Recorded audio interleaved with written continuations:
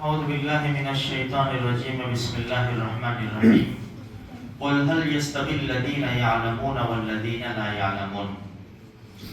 اللہ کا قرآن کہہ رہا ہے کہ جاننے والے اور نہ جاننے والے برابر نہیں ہو سکتے۔ فاسألوا اہل الذکر ان کنتم لا تعلمون، اگر تم نہیں جانتے تو جاننے والوں سے پوچھو۔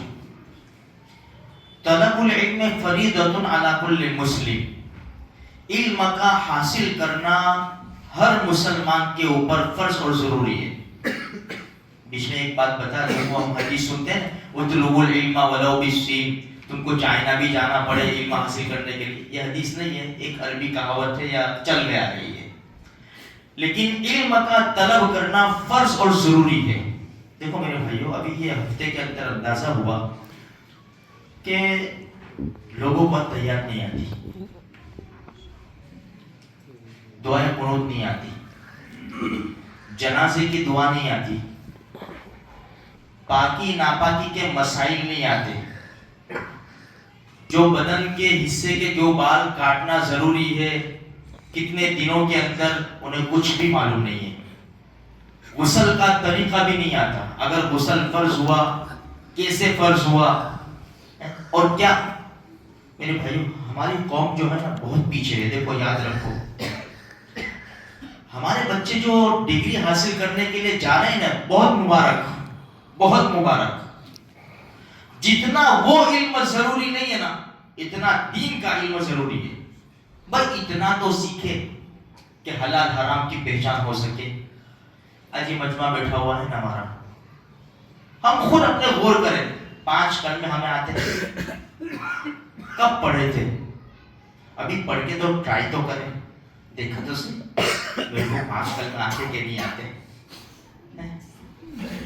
ایمان مجمل، ایمان مفصل، میں تیار میرے کسی دوست کو سناؤ، دعائیں قنوت سناؤ، مولوی صاحب کو، امام صاحب کو، جو بھی جاننے والوں، میں ٹھیک سے پڑھتا بھی ہوں کہ نہیں؟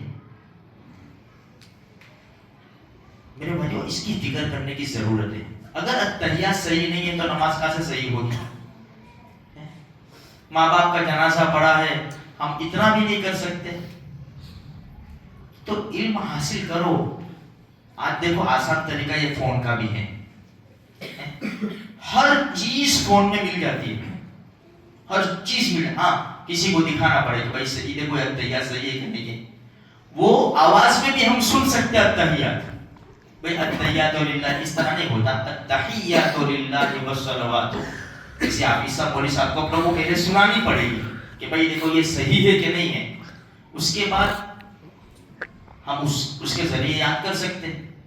آج اللہ کا قرآن، میرے بھائیو کبھی کسی کا انتقال ہو جاتا ہے نا، لوگ پڑھنے بیٹھتے ہیں تو کبھی نمبر لگ جاتا ہے کسی کے پاس، قرآن پر اتنا افسوس ہوتا ہے، اتنا افسوس ہوتا ہے، لا الہ الا من ربهم اولئک هم المفلحون ان الذین کفروا سواء۔